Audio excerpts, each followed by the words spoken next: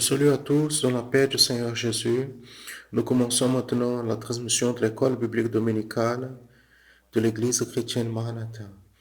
Et je vais expliquer comme nous faisons. Nous commençons maintenant via notre canal YouTube pendant que nos frères et sœurs dans les églises qui font déjà l'école biblique de manière présentielle aussi sont au même instant en train de commencer ce moment, ce culte, ce moment d'adoration au Seigneur. Ce moment, nous allons apprendre davantage sur la parole de Dieu, de la doctrine de la parole de Dieu, qui est contenue dans la parole de Dieu. Et nous sommes ici par notre canal YouTube. Je veux vous donner la bienvenue.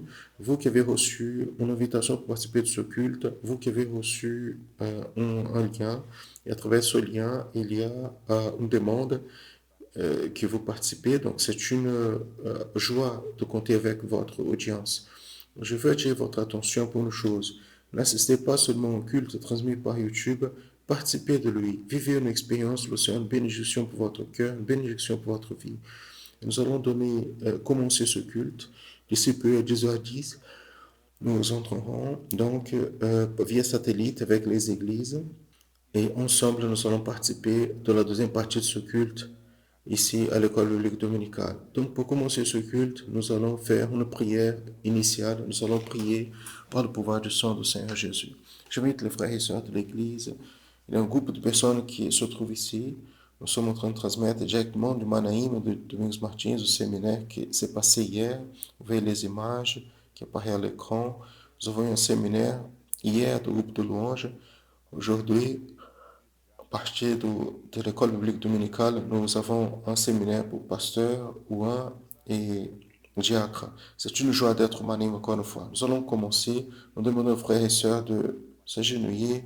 Vous qui nous visitez, si vous souhaitez, vous pouvez nous accompagner dans ce geste de prière que nous faisons maintenant. Seigneur, nous prions par le pouvoir qui est dans le sang du Seigneur Jésus. Nous nous mettons, Seigneur, à tes pieds. Nous reconnaissons que nous sommes faibles, imparfaits, pécheurs. Nous demandons, Seigneur, le pardon de nos péchés. Que dans cette opération de ton Saint-Esprit sur nous, il y ait la communion avec toi, que nous puissions avoir ton enseignement pour nous ce matin. C'est la prière que nous faisons au nom du Seigneur Jésus. Amen. Tous peuvent s'asseoir. Nous allons louer le Seigneur. Je vous invite à chanter la louange.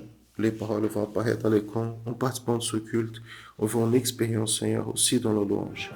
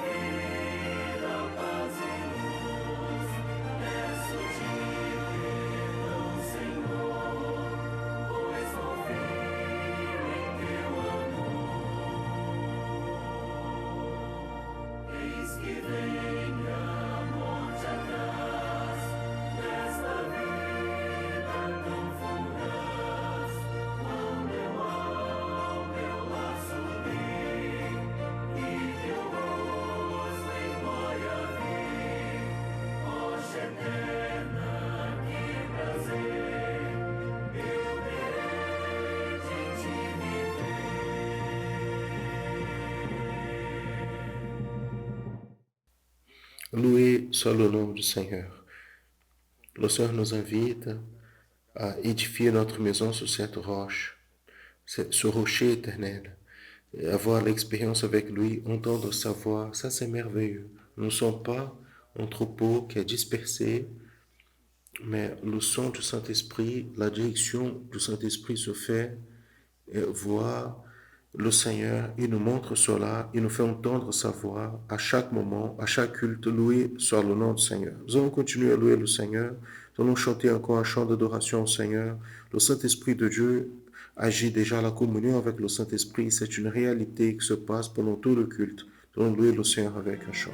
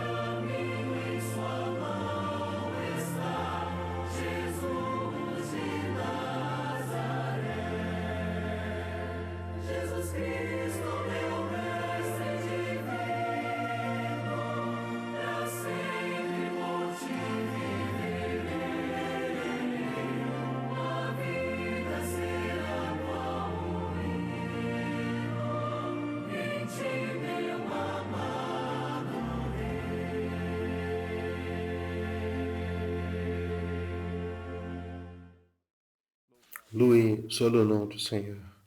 Mes frères, nous sommes en train de vivre un moment, surtout à l'école biblique dominicale. Nous avons traversé cette période de pandémie. Petit à petit, les choses reviennent à son normal. Nous avons ici déjà un groupe au Manaïm considérable de frères et sœurs, considérable que nous prenons comme référence cette période de pandémie, qu'on avait de peu de gens ici. Mais à mesure que la vaccination se passe, les frères sont immunisés, ils peuvent participer ici au séminaire, ici dans les événements Manaïm. D'ici peu, vous qui êtes loin, vous qui le Manaïm vous manquez, vous allez avoir l'opportunité de venir participer avec nous. Nous sommes le long de la semaine en train de traiter, de faire une révision des 4 paraboles, c'est que le pasteur Juste va nous faire d'ici peu. Nous allons entrer avec la vignette, le tour du monde, et dans la séquence, vous allez voir la partie doctrinaire de l'école biblique, et le pasteur Gilson Souza, jeu de Chigueiros.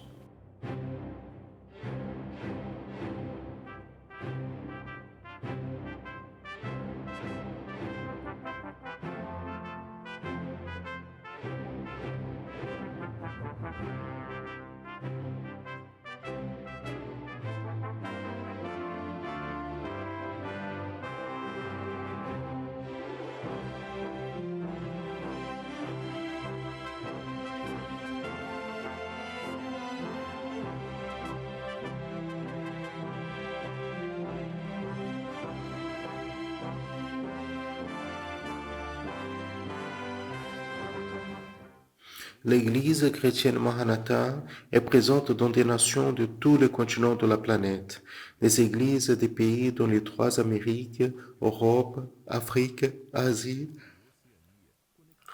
et Océanie, connectées par la même doctrine, par la direction du Saint-Esprit de Dieu et unies par la parole vivante.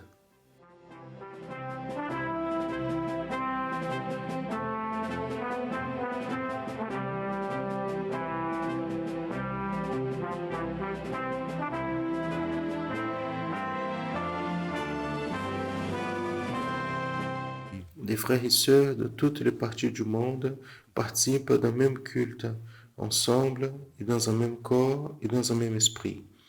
À travers le système de transmission, les membres de l'Église chrétienne Maranatha de toute la planète vivent un moment d'unité et de communion, comme l'ont vécu les Hébreux à leur sortie d'Égypte, les disciples avec le Seigneur Jésus à la veille de sa mort à la croix de Calvaire.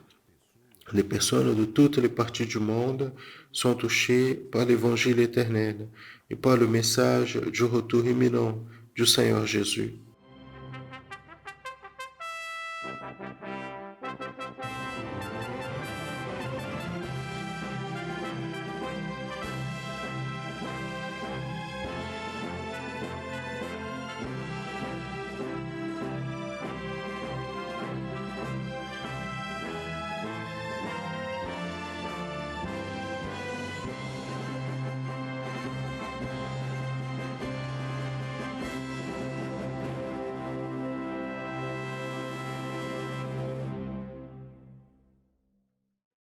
Nous saluons à tous les frères et sœurs qui se trouvent dans les églises et aussi ceux qui continuent avec nous dans le canal YouTube dans la paix du Seigneur Jésus. Nous sommes ici en train de transmettre l'école biblique dominicale de l'église chrétienne Maranatha à partir du Manaïm, où nous avons eu un séminaire hier, un séminaire pour louanges, instrumentistes. Et aujourd'hui, nous sommes ici avec un groupe de pasteurs, de frères. D'ici peu, dans la partie de l'après-midi, nous allons voir un séminaire spécial pour les pasteurs. Et aussi, nous allons donner séquence à notre sujet aujourd'hui de l'école biblique dominicale liée aux paraboles de l'évangile de Matthieu, chapitre 13. Et aujourd'hui, le contexte est tourné vers les 4 premières paraboles dans ce qui concerne à des éléments qui prophétiquement s'opposent au royaume de Dieu. Et pour commencer à ce sujet, donc, la partie doctrinaire, nous passons la parole au pasteur de Tigueiros.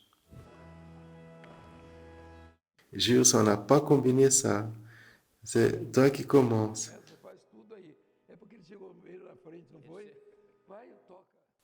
Amen. Gloire à Dieu.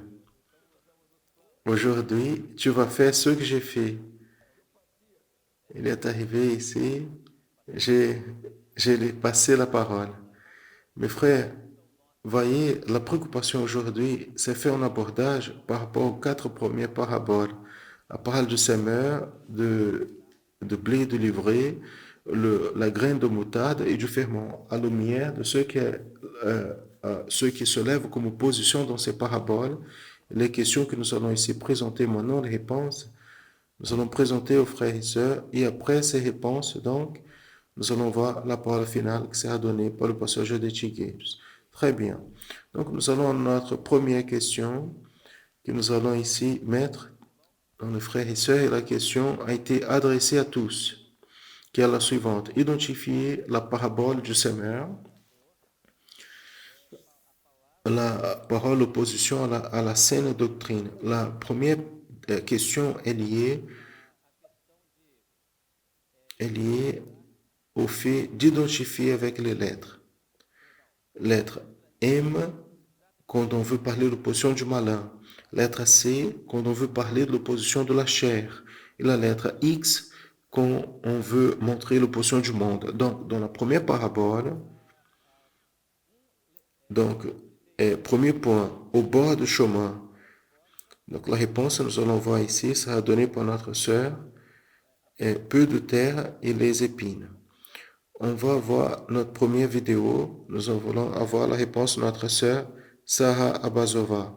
Sarah, elle est de nationalité russe et vit aux États-Unis et a appris le portugais. Il va nous répondre en portugais cette première question. Identifié dans la parabole du semeur, le premier, au bord du chemin, c'est nous parle de la chair. Deuxième, peu de terre, aussi est c'est. Et le troisième, les épines, c'est M, c'est le malin, la paix du Seigneur. Amen. Sarah a bien répondu. Elle habite à Marlborough, au Massachusetts, aux États-Unis. Passons à notre deuxième question. La deuxième question nous dit, identifier dans la parabole du blé et de l'ivraie, la parole qui fait référence à la parole sans fruit, d'autres enseignements qui sont les enseignements de l'homme. Donc la question est, qui a planté l'ivraie? La deuxième question, qui est dormi? Et dans cette réponse, nous allons voir dans langue italienne la sœur Natalia, le groupe de jeunes, notre église à Milan, en Italie. Les filles des Brésiliens, ils parlent très bien l'italien. Il va nous répondre en italien cette question. Natalia, la paix du Seigneur Jésus, je réponds à la question numéro 2. Qui a planté, livré l'ennemi est la lettre M. Qui a dormi les hommes est la lettre C, c'est-à-dire l'action de la chair. Et dans ces derniers jours, l'ennemi veut planter la parole sans fruit dans nos cœurs. Pour cette raison, nous, les serviteurs du Seigneur, nous devons être toujours vigilants, jamais dans la chair, mais si toujours dans l'esprit. Donc, la cueillette elle peut se passer. Et ainsi, le Seigneur nous dit en Luc 12, 37, bienheureux ce serviteur à qui son Seigneur, quand il viendra, il trouvera vigilant. Très bien répondu, cette première question liée à la parabole du semeur. La deuxième question liée à la parabole du blé et de l'ivraie. Maintenant, nous allons à la parabole du grain de moutarde. La troisième question qui nous dit, identifier dans la parabole de grain de moutarde, parle sans vie, sans effet, sans le Saint-Esprit. La première question est, quel a été le champ? Donc, nous allons identifier la lettre qui répond ici cette première question. Et la deuxième, qui a été abrité sous l'ombre. Donc la lettre correspondante ici. Donc celui qui va donner la réponse, c'est le sœur Raphaël, le jeune ouvrier de notre église à Porto, et de nationalité brésilienne, va nous répondre à la troisième question.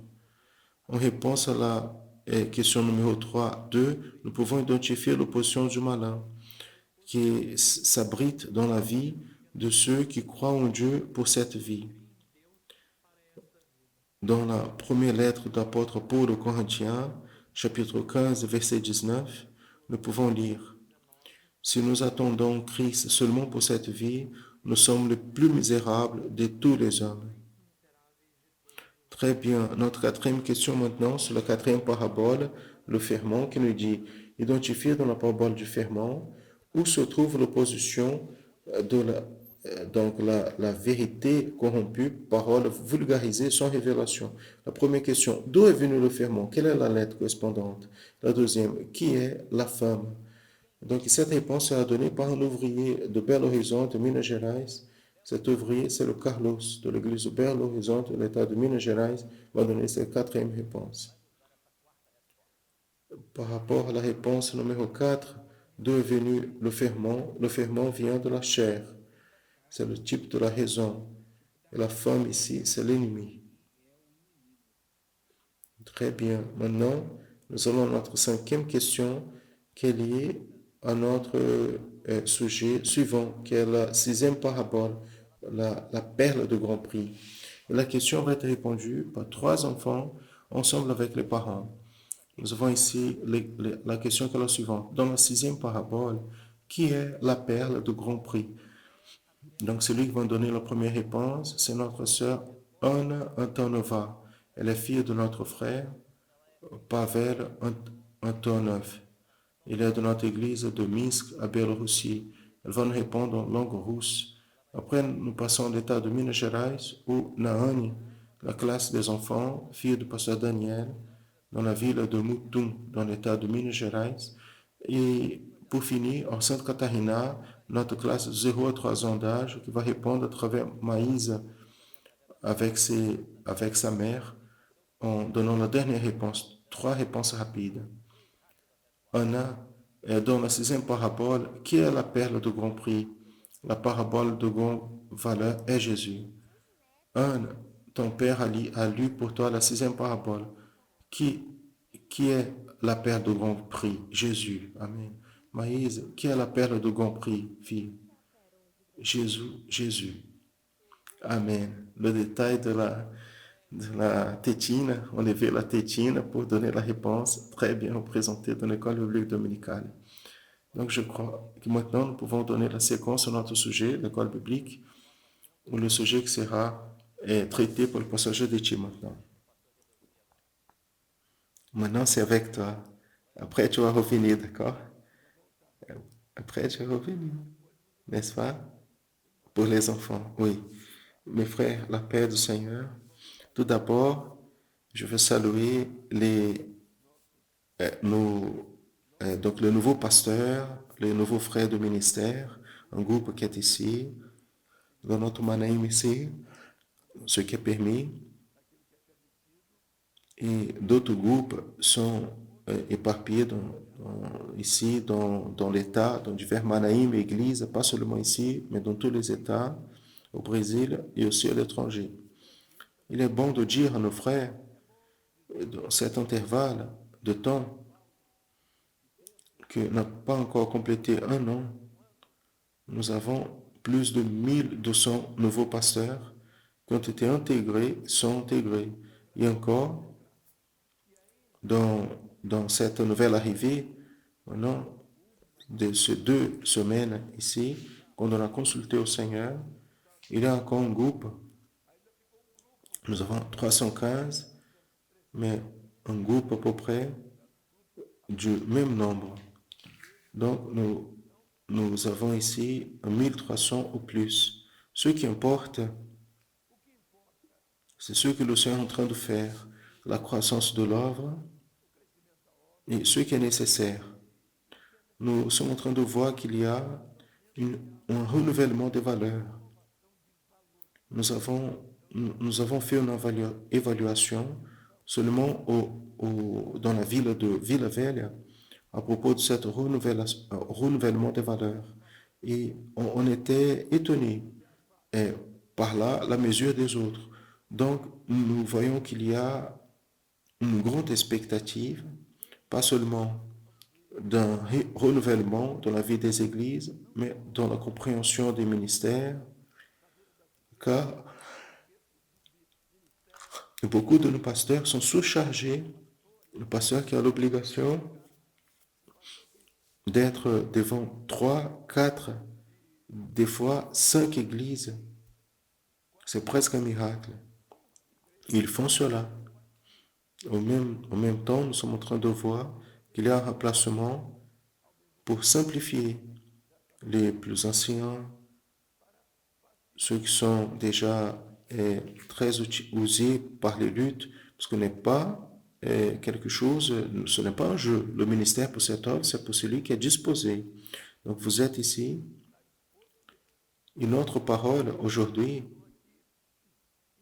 tout d'abord, de l'école biblique dominicale, nous avons déjà préparé les questions le dimanche prochain. Sont très intéressantes les questions du dimanche prochain. Ont été faites ici ce matin. Un autre sujet, j'aimerais apporter ici pour les nouveaux pasteurs, sont les défis que nous devons faire face. Nous parlons de ce sujet de parabole, d'enseignement de Jésus, parole révélée, parce que peut-être les frères, ils ne se sont pas aperçus, mais ils vont comprendre à partir de maintenant que ce séminaire des nouveaux qui sont reçus, il y a un fondement qui est la révélation. Pourquoi? Parce que la parole révélée, le pouvoir du sang de Jésus sont les doctrines qui sont occultées dans le corps. Donc le corps abrite la parole révélée. Donc le corps de Christ, Jésus, il a la parole qui est du Père. La parole, c'est la doctrine du Père. Il y a le sang, et ce qui est le mystère du corps, c'est le Saint-Esprit. Donc ce mystère, le corps, qui est rejeté. Tout le monde parle de Jésus, parle de Dieu, mais ils ne veulent pas utiliser le mystère de tout cela qui est à l'intérieur du corps.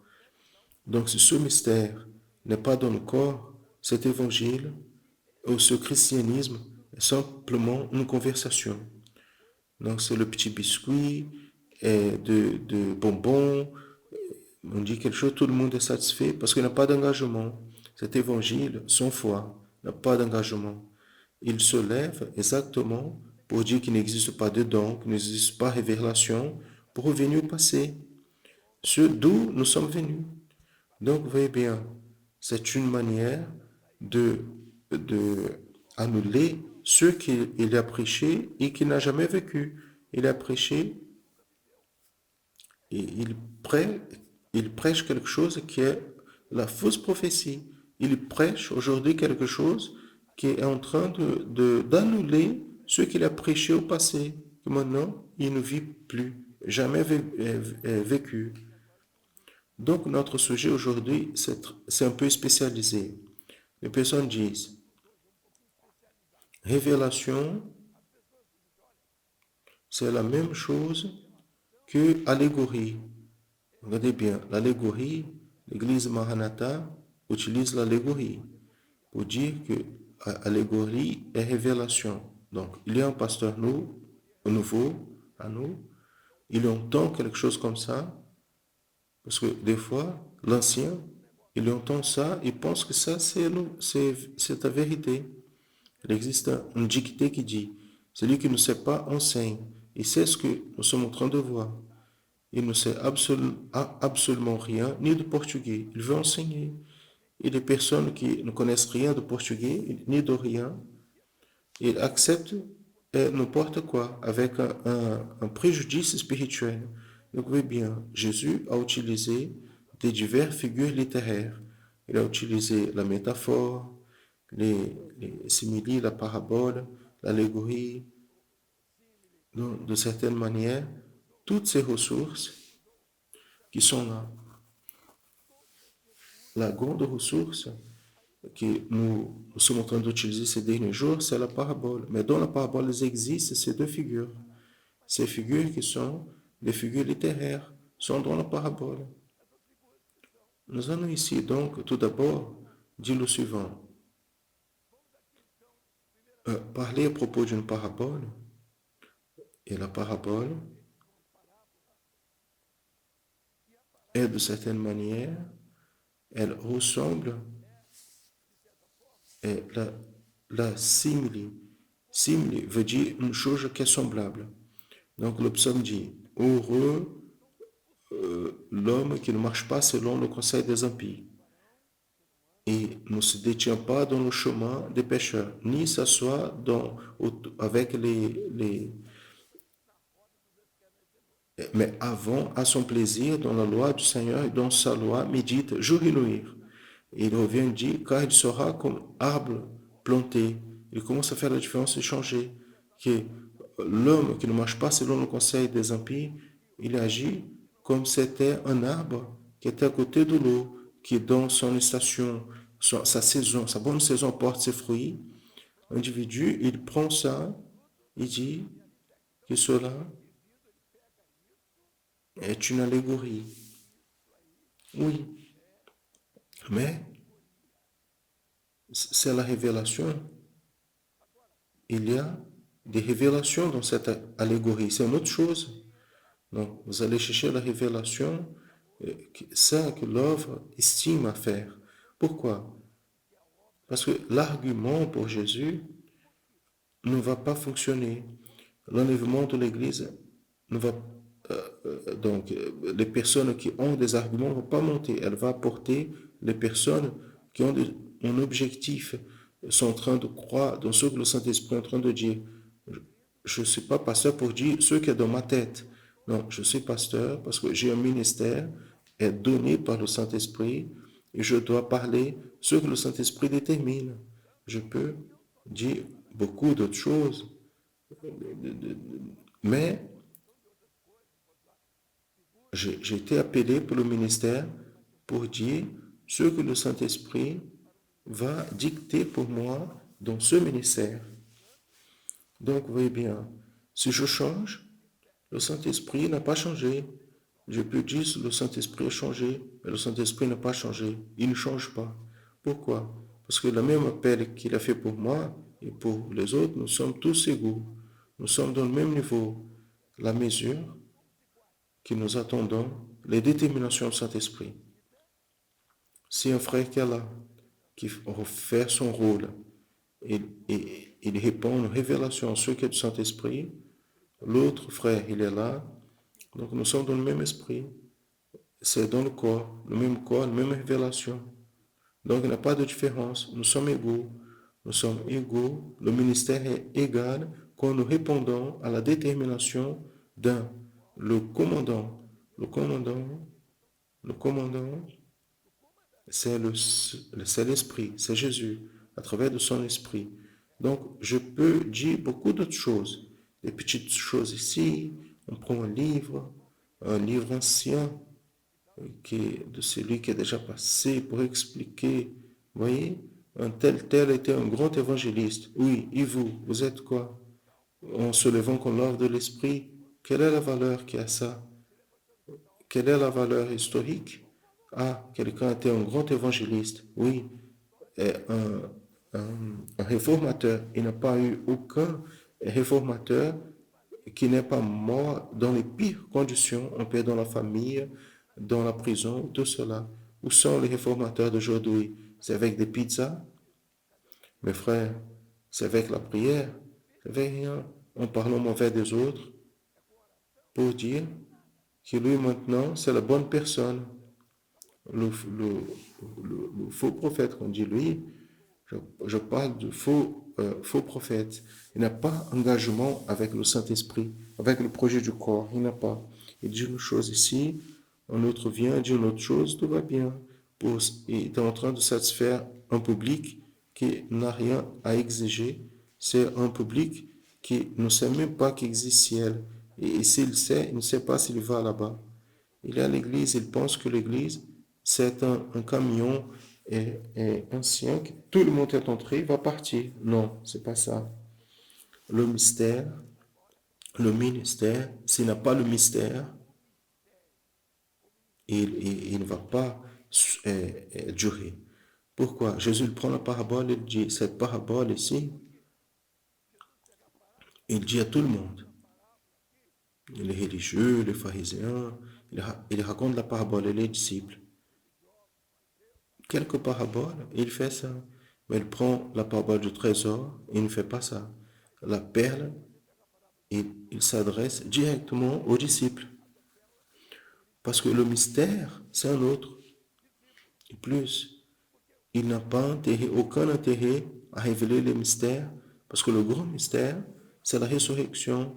Il ne s'est pas préoccupé avec ça. Il est ressuscité, et il n'est pas monté dans un estrade pour dire qu'il avait ressuscité. Pourquoi? Parce que c'était le rôle du Saint-Esprit. Le rôle du Saint-Esprit, nos projets de conversion, c'est celui-là. Il n'existe pas de conversion à l'église A, B, C, D. Il y a la conversion à Jésus, à ce corps. Donc l'homme, quand il est dans ce corps, il a deux grands engagements. Il y a la parole révélée, qui est du Père, ce qui vient du haut, donné par le Saint-Esprit, par le sang. Le sang, c'est le mystère. L'évangile, c'est un mystère. La foi est un mystère. La parole révélée est un mystère. Tout est un mystère. Quand on va au Nouveau Testament, on va voir les écrits de Paul parce que le mystère était occulté. Le mystère qui était occulté était Jésus. Mais ce qui est en Jésus qui est le mystère. Quand je dis que le mystère occulté, l'Ancien Testament était Jésus, il dit que c'est Donc c'est clair, c'est évident. Je n'ai rien découvert. La découverte, c'est en Jésus qui est le mystère. Et c'est lui la fontaine de toutes, la source de toutes choses. Et on est en Jésus, on a les mystères de Jésus. Et les mystères de Jésus sont les mystères de Jésus. L'Église de Christ, quand elle perd le mystère, elle tombe dans la théologie, dans la philosophie, on dit c'est péché, non. La philosophie, non. Ça, c'est la science. La science, elle est dans les 4 mesures. La science, elle est là. La foi, elle est différente. La foi, c'est la 5e mesure. Elle vient du haut. Celle-là, elle ne monte jamais. Ces mesures qui sont là, philosophie, théologie, ça sert, oui. Aujourd'hui, on va parler sur ça. Mais je ne veux pas me délonguer. Comment va mon temps? Je ne vois pas comment va mon temps. 10 minutes? Très bien. Donc, nous allons voir. Quand on utilise les figures, Jésus utilisait ces figures. Donc, les figures littéraires, vous allez retrouver la métaphore. La métaphore, c'est différent de la parabole. Une parabole, elle peut voir des métaphores. Mais la métaphore,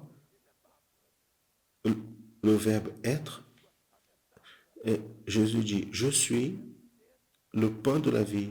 Il utilise une métaphore parce que il utilise le verbe être, je suis. Donc, où, donc utilise le verbe être, on fait une métaphore. La métaphore, c'est quelque chose de complètement différent d'un simili, d'une parabole. Pourquoi? Parce que ce sont des expressions courtes pour dire, pour désigner ceux qui ont fait une comparaison. Donc, mais on va avancer.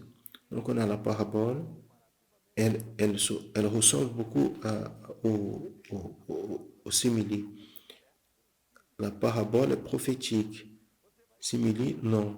Mais la parabole, toute parabole, écrivez ça, toutes les paraboles est prophétique. La parabole a été la figure plus utilisée par le Seigneur Jésus pour parler des sujets les plus profonds. Utilizada pelo Senhor Jesus para falar dos assuntos mais profundos e muito mais do que profundos, evidentes no tempo. Então aquilo que ele disse Beaucoup plus que profond, évident dans le temps. Donc ce qu'il a dit là dans l'année 30 de son ministère, l'effet est arrivé dans l'année 2000 avec la même valeur. Quand on ouvre la parole aujourd'hui, elle vous a parlé aujourd'hui. Si vous avez ouvert la parabole à 20 ans en arrière, elle vous a parlé à 20 ans en arrière. Pourquoi? Parce que l'instructeur de la parole, c'est le Saint-Esprit. C'est ce qui est occulté. Et là, vous dites, et la religion, elle fait quoi de la parabole? Elle utilise 2 choses, la religion. La morale et l'éthique. Juste ça. Ah, vous devez être bon. Vous voyez, la parole grande moutarde. Vous êtes la petite moutarde. Invente une autre chose. Le ferment, c'est la croissance du royaume. Non. Le ferment, c'est la philosophie, c'est la théologie, c'est tout ce donc, qui ne contribue pas, et qui apporte un mélange, qui est le ferment, qui est la femme. La femme, c'est qui? La femme, c'est l'Église infidèle. Et là, pourquoi? Vous allez en Jean chapitre 2, vous allez voir, de 1 à 12, vous allez voir l'histoire de l'Église prophétisée dans le premier miracle de Jésus. Le pasteur qui va venir dans l'après-midi va parler sur ce sujet. Juste en train de citer la parole. Et là, vous allez prendre la parabole, vous allez voir des similitudes, des métaphores, des allégories. Il a pris le vin, c'est allégorie. Il fait référence au Saint-Esprit. les vases remplis de vin. L'eau, les vases étaient remplis d'eau. Allégorie. Le Saint-Esprit est en train d'opérer, oui. Mais maintenant, à la fin, l'eau se transforme en vin. Donc jusqu'ici, le baptême était avec de l'eau. Nom de Père, du Fils, et jetait de l'eau sur sa tête. Maintenant, le baptême, c'est Fils. Pourquoi Fils? Vous êtes dans la fête. Vous prenez de l'eau dans la fête. Et de l'autre côté, ils prennent du vin. Et de l'eau, et si peu, ceux qui boivent de l'eau disent, cette fête, c'est un déluge. Il n'y a que de l'eau. Et de l'autre côté, donc, ils sont enivrés par le Saint-Esprit. On ne peut pas confondre l'œuvre de l'Esprit avec religion. L'œuvre de la religion, l'eau satisfait. L'œuvre de l'Esprit, à ce moment, ne satisfait pas avec l'eau. Pourquoi? Parce que l'Église, elle boit le mou, le vin.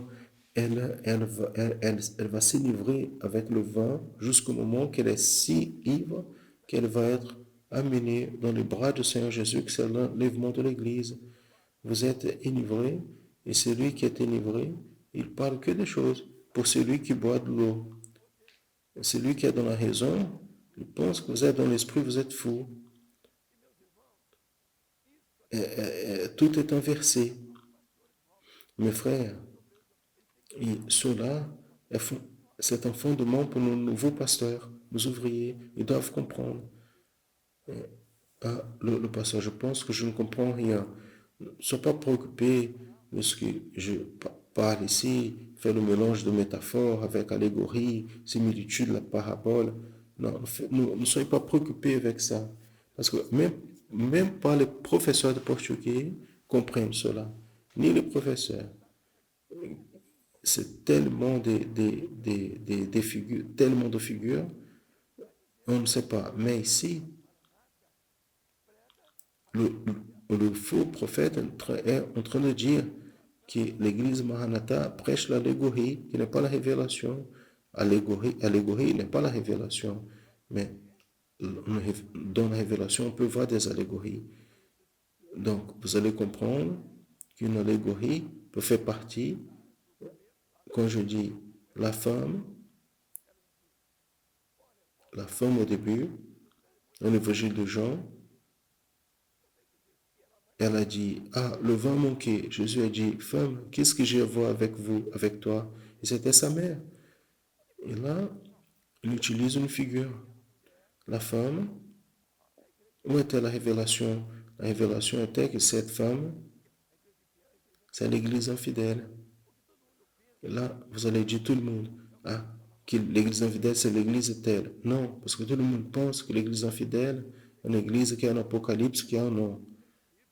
Est assise sur une bête, 7 têtes, 7 cornes, et est le dragon, l'ancien serpent. C'est quoi cette église? C'est ce que beaucoup font. Elle est la mère.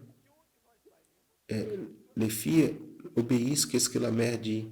Sont en train d'aller au passé, d'où nous sommes venus, une tradition nous a valu jusque-là. Mais le projet, il évolue, il n'est pas statique. Parce qu'on quitte un endroit vers l'autre, à la sortie, on a un endroit où on est arrivé jusqu'à un moment donné du voyage, et là on va continuer. Au départ, on prend une valise. Quand on quitte l'avion, on prend la valise, c'est une autre chose. Donc, et on comprend ça de manière contraire, c'est lui qui n'a rien dans la tête. On est en train de mettre la valise. Non, on enlève la valise. Et où nous allons? Donc, nous allons vers le royaume vers lequel nous avons été appelés. C'est déjà l'heure? Voilà, il est en train de dire l'heure. Donc, quand vous faites une similitude, vous faites une comparaison. Une similitude, il n'a rien à voir avec révélation. Révélation, c'est une autre chose. Après-midi, vous allez voir ce qu'est la révélation de la parole et la portée de la révélation qui a des similitudes, qui a des métaphores, qui a une série de choses. Quand Jésus prend la coupe, il prend la coupe. Qu'est-ce qu'était la coupe? La coupe était toute sa souffrance, qui était remplie de quoi? Remplie de vin. Sa souffrance apportait à l'homme la joie de l'esprit. Sa mort était la coupe. Donc, vous voyez, mes frères, il y a beaucoup de choses pour être comprises ici. Vous êtes arrivé dans la maison de quelqu'un, vous ne connaissez pas, vous êtes passé dans sa maison à cette époque, il vous a hébergé, le propriétaire de la maison, il s'est affectionné de lui, il voulait sceller, vous êtes une personne bien, vous êtes une personne que j'aimerais que vous puissiez faire partie de ma vie.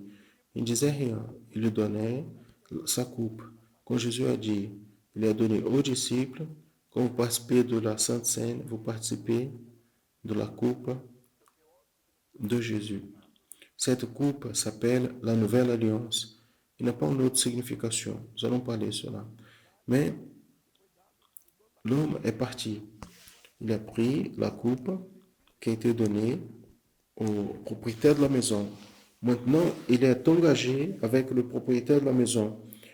Ce qui va se passer avec le propriétaire de la maison au futur, il saura qu'il va connaître, il vient pour défendre la maison, la famille de cet ami, pour vivre, pour la vie ou pour la mort. Quand nous buvons de la coupe, nous sommes en train de dire au Seigneur, je ne bois pas la coupe de ma religion, je bois la coupe de la nouvelle alliance et je suis disposé à vivre et à mourir. Donc, c'est la foi, c'est le mystère qui est dans la coupe. Mes frères, révélation, ce n'est pas allégorie. Allégorie peut être dans la révélation. Donc, allégorie, par exemple, il est commun dans la Bible de retrouver l'allégorie. Abraham, il avait 2 descendants, Isaac, Ismaël. Isaac, qui représentait la libre, Ismaël qui représentait l'esclave. Ça, c'est l'allégorie. Ça, c'est une histoire allégorique. Ce n'est pas une parabole qui est déjà soulignée, qui est visible. Donc, il y a beaucoup de choses de ce type. Les personnes confondent. Non, des fois, dans la religion, se mélange. La personne comprend que parabole, c'est une fable. La fable, il y a juste l'aspect moral et éthique. Et là, on pose la question. On ne va offenser personne ici, mais on dit, la religion aujourd'hui, elle s'occupe du moral, de l'éthique. Pour moi, ce n'est pas important si c'est A, B, C, si c'est christianisme, etc. Je pose la question, où se trouve l'enseignement? Cet enseignement, c'est un enseignement philosophique. Vous avez besoin d'être bon. Ça c'est bon ou mauvais? Non, c'est très bon. Mais où se trouve l'éternité? Cela ne se trouve pas dans l'éternité. Pourquoi? Parce que la révélation n'est pas là-dedans. Donc le secret de la parabole est dans la révélation de ce qui est dedans. Intéressant, nous aujourd'hui nous sommes en train de voir que tout ce qui concerne les paraboles et les enseignements, moi que je reçois une infinité de vidéos et des fois je reçois plus de 1000. Il sélectionne 5, 6. Imaginez, hein, ceux qui viennent au presbytère, 70 000 par semaine. Pour moi, il sélectionne parce que mon appareil, il ne comporte plus. Je suis dans la chambre et il y a des emails qui arrivent. Donc, c'est pas toujours des problèmes parce qu'il y a des gens qui m'aident beaucoup. Aujourd'hui, je pose une question. D'ici peu, ma réception s'est remplie de papiers. Hier, on a fini la réunion.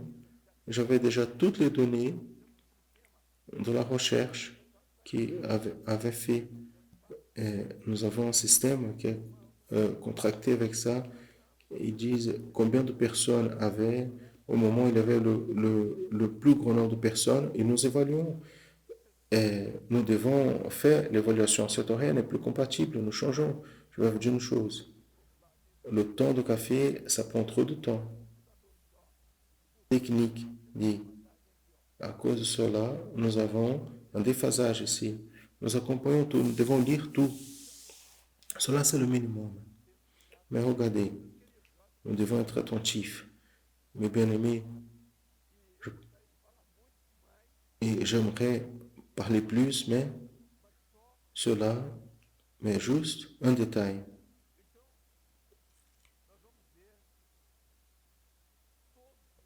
Nous allons voir tous les aspects décrits par le Seigneur Jésus dans les paraboles et dans tout le Nouveau Testament, où dans tous les moments, il utilise les figures qui sont figures littéraires, les figures de style. Il utilise ces figures, mais vous n'avez pas besoin de connaître ce sujet-là afin de comprendre la révélation. Ce que j'ai montré ici, la similitude, la métaphore, et même une série, non, j'ai cité quelques noms spécifiques, allégorie,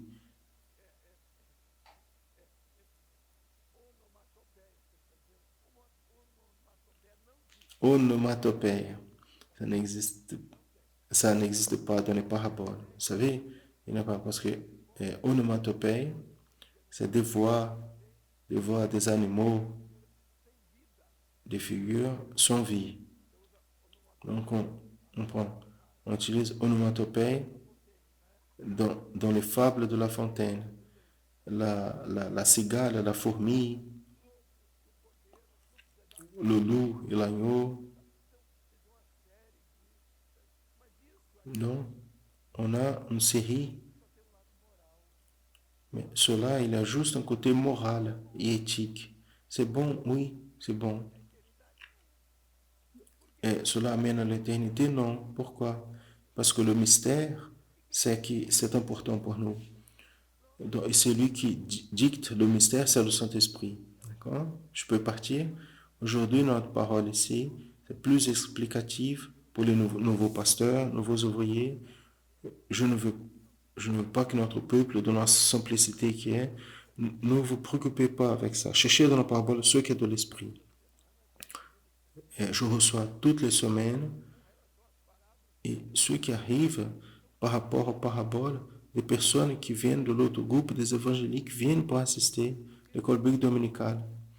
Parce qu'ils disent, ah, j'ai jamais eu ça, j'ai jamais vu ça. J'ai vécu 40 ans dans une église. Je ne dis pas quelle église, mais ce que j'entends ici, c'est une autre Bible. Pourquoi? C'est la révélation. Donc, le grain de s'élever, c'est pas le royaume qui a grandi, a assemblé beaucoup des herbes, des oiseaux du ciel. Le blé qui a grandi, mes frères, cela montre le chemin que nous devons prendre. Soit c'est la révélation, soit c'est la confusion. À l'intérieur d'une église, et donc un peuple ne peut pas arriver dans une église et assister à une simple conversation.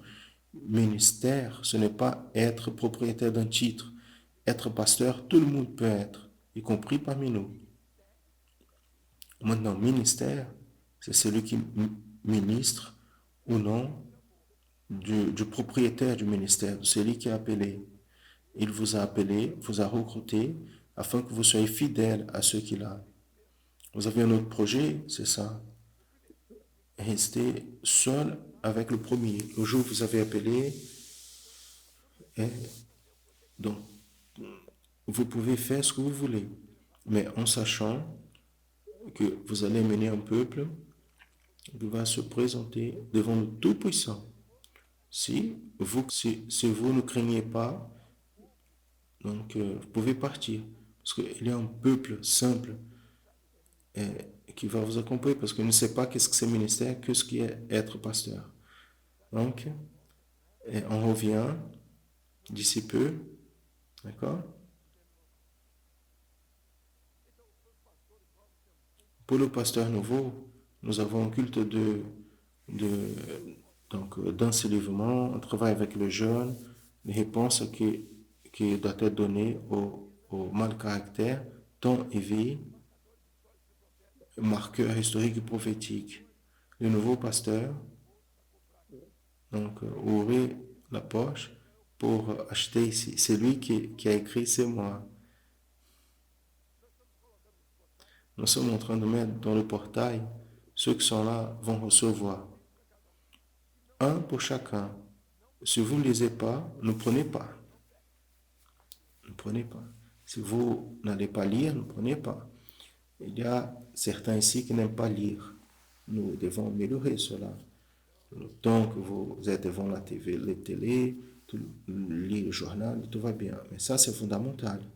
Le citoyen vient avec une folie, il le met dans la tête de membre de votre église et vous m'appelez, ah, quelqu'un est parti. C'est vous le fautif.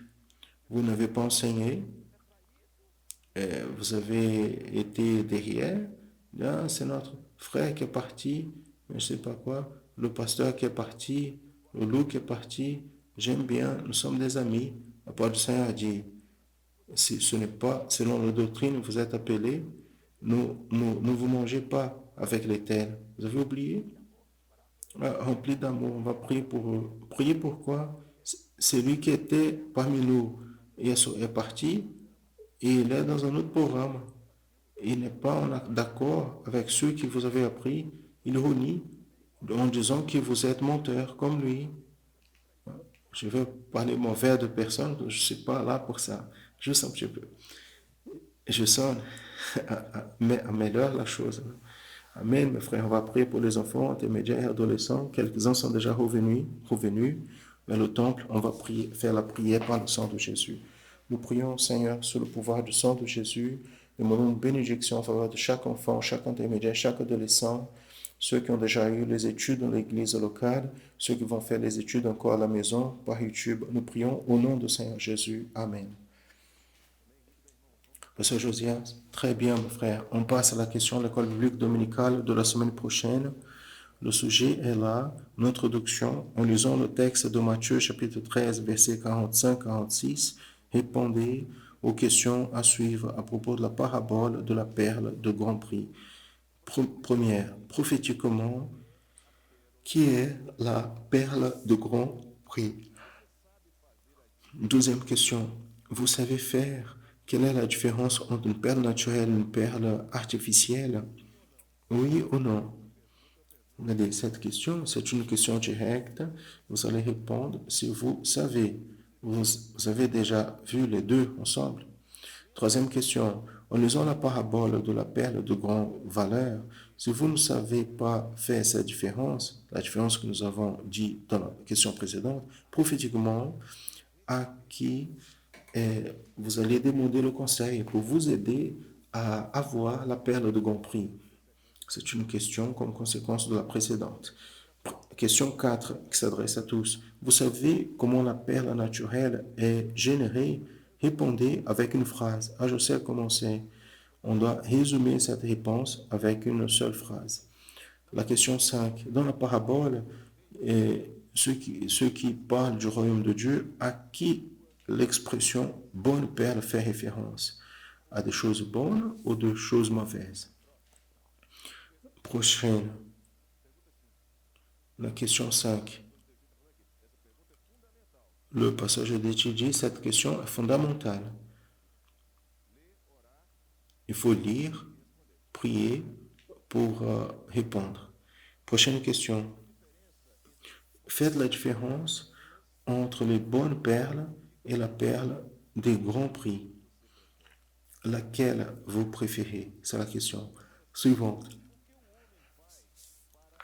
Question 7. Qu'est-ce que l'homme fait pour avoir la perle de grand prix? Qu'est-ce que l'homme doit faire? Qu'est-ce qu'il a fait? Qu'est-ce que l'homme a fait pour avoir la perle de grand prix? Maintenant, pour parents et enfants, vous allez voir que ces questions, c'est pratiquement un résumé plus objectif, une révision des premières qui ont été faites. Maintenant, vous allez faire avec vos enfants. Première question, qui est la perle de grand prix? Deuxième question, qui est celui qui connaît les perles? Troisième question, prophétiquement, qui est donc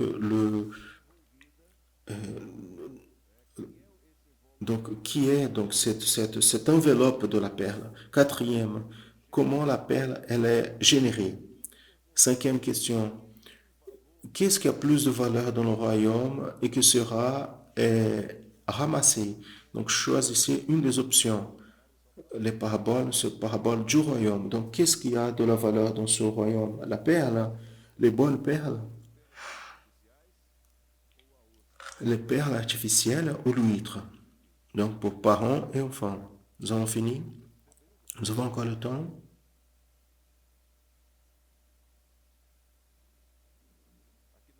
Ici, la lettre D, vous allez remplacer par l'enveloppe.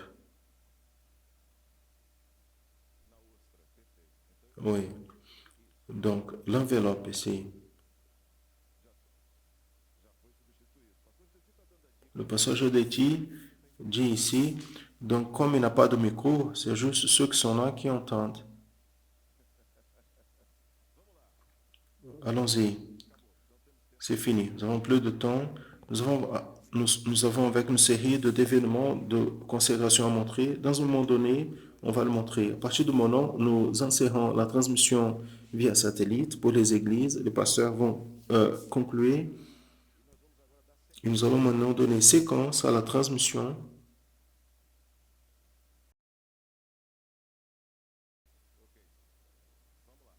Nous finissons maintenant la transmission via satellite et nous continuons par YouTube aux frères qui sont à la maison. Mais les frères qui sont dans les églises, la paix du Seigneur.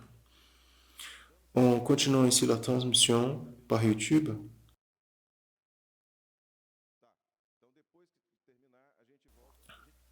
Dans le séminaire de pasteur, nous allons présenter parfaitement. Donc, ceux qui sont à la maison et accompagnés par YouTube, on voit la séquence pour les enfants, intermédiaires et adolescents, et aussi l'étude de musique. Je salue à tous, spécialement nos enfants intermédiaires et adolescents dans la paix du Seigneur. Nous sommes en train d'apprendre sur les 7 paraboles du royaume. Et aujourd'hui, nous allons parler de la parabole de la perle de grand prix. Donc, nous allons lire ce qui dit la parole de Dieu dans le livre de Matthieu, chapitre 13, versets 45 et 46. Alors, le royaume des cieux est semblable à l'homme, donc un marchand qui cherche de bonnes perles. Et quand il retrouve une perle de grand prix, il est allé, il a vendu tout ce qu'il avait, il a acheté. Jésus, il a raconté cette parabole pour ses disciples. Il a dit que le royaume des cieux est comme un marchand qui cherche de bonnes perles. Et quand il retrouve une perle de grand prix, il vend tout ce qu'il a et achète cette perle.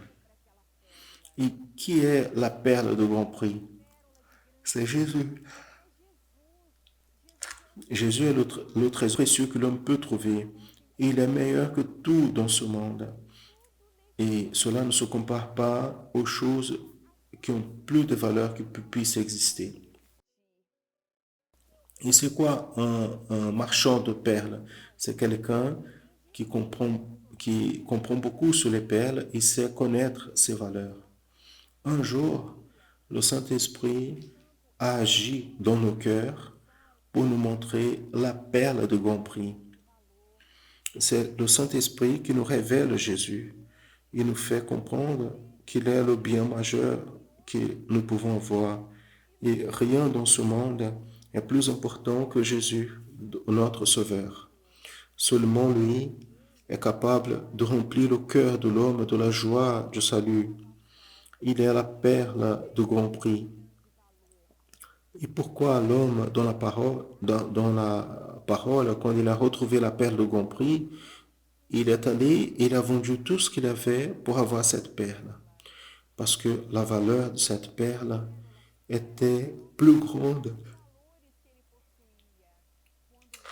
que toutes les valeurs qu'il avait. Quand nous acceptons Jésus comme notre Sauveur, les choses de ce monde qui nous donnent la valeur et que nous empêchaient de servir le Seigneur, nous laissons derrière. Et Jésus, il a commencé à être ce qui est le plus précieux de notre vie. Il nous a apporté le salut, la vie éternelle. En plus de cela, beaucoup d'autres richesses nous avons pour avoir Jésus avec nous. Il nous donne la paix, la, l'assurance, la consolation, la joie. Et la joie que Jésus nous donne n'est pas comme la joie instantanée de ce monde. C'est une joie éternelle qui est toujours dans notre cœur.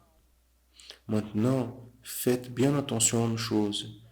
Même après que nous acceptons Jésus comme notre Sauveur, beaucoup d'autres perles sont présentées à nous, mais nous ne changeons pas les valeurs spirituelles du salut par les valeurs de ce monde. Nous retrouvons la perle de grand prix. Et comment il est bon d'avoir Jésus dans notre cœur. Il a changé notre vie et il doit être la raison de notre vie. Il est le seul qui peut nous donner le salut. Pour cela, nous avons besoin d'aimer et donner la valeur au Seigneur Jésus par-dessus toute chose. Seulement comme ça, nous serons prêts dans le jour de l'enlèvement de l'Église. Et nous allons vivre pour toujours ensemble avec notre Sauveur. Amen. La paix du Seigneur Jésus.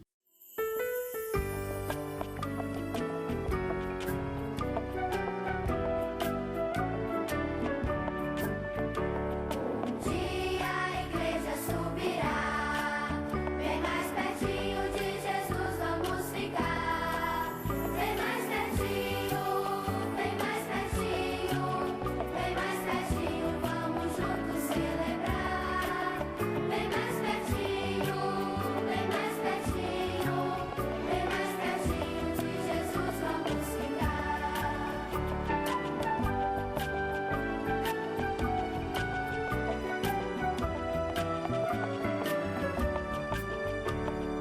Dia a igreja subirá, bem mais pertinho de Jesus vamos ficar.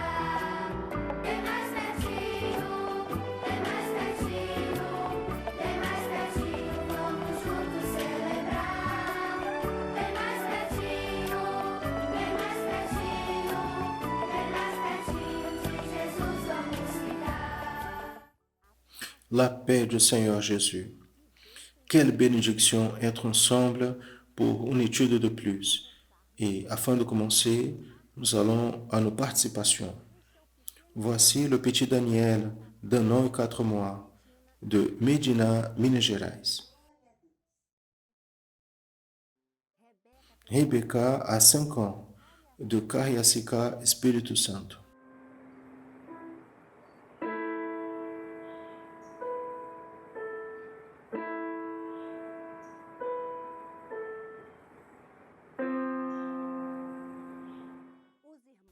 Les frères Manuela de 8 ans et Arthur de 6 ans, accompagnés par la professeure Jussara, Santa Cruz, Rio de Janeiro.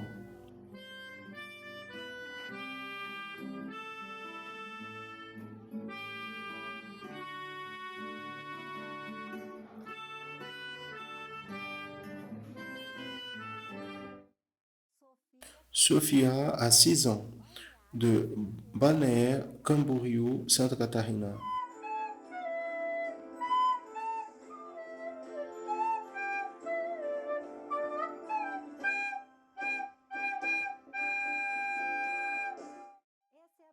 Voici la petite Maïssa de 2 ans qui joue avec son frère Miguel de 8 ans de Onápolis, Bahia.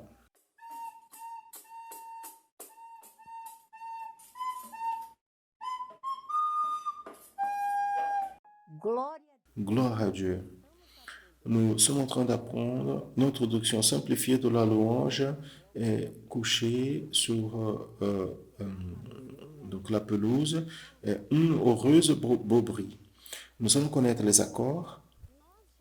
Nous avons déjà appris l'accord Mi majeur, Mi, Sol, Dièse, Si, et nous avons déjà appris l'accord La majeur, La, Do, Dièse, Mi.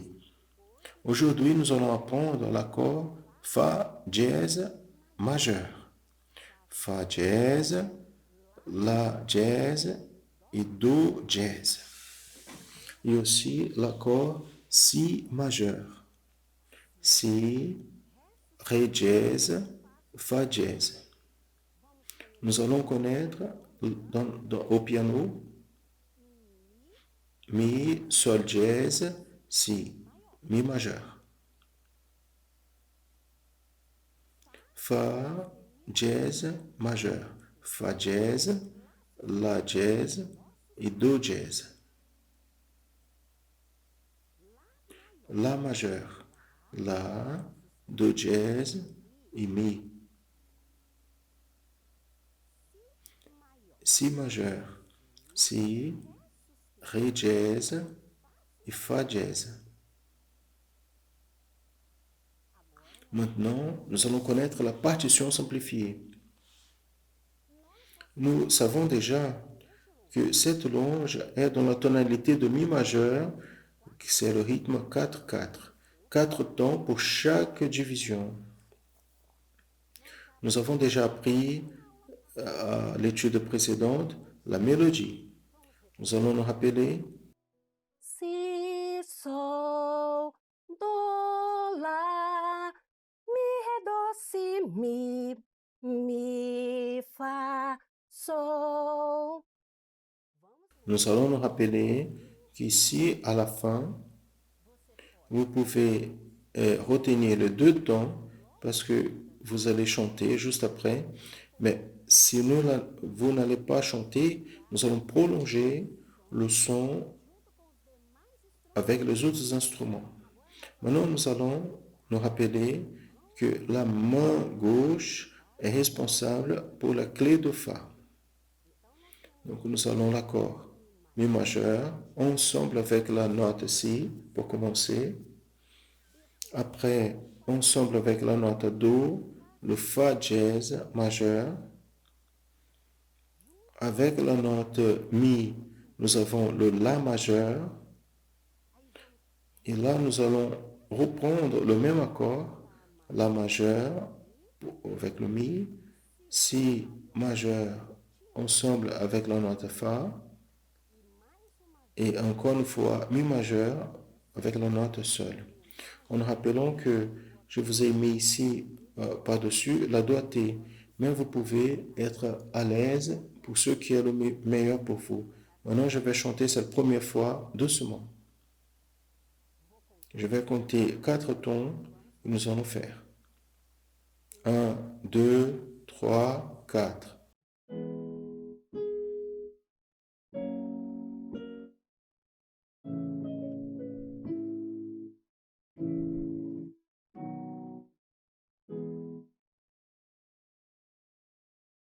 Très bien. Maintenant, nous avons besoin de nous entraîner beaucoup afin de jouer ensemble avec la louange. À tous, la paix du Seigneur Jésus.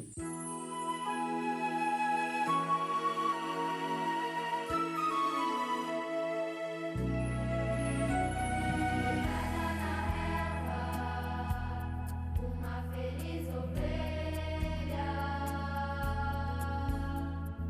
junto ao pastor está a descansar nas águas tranquilas.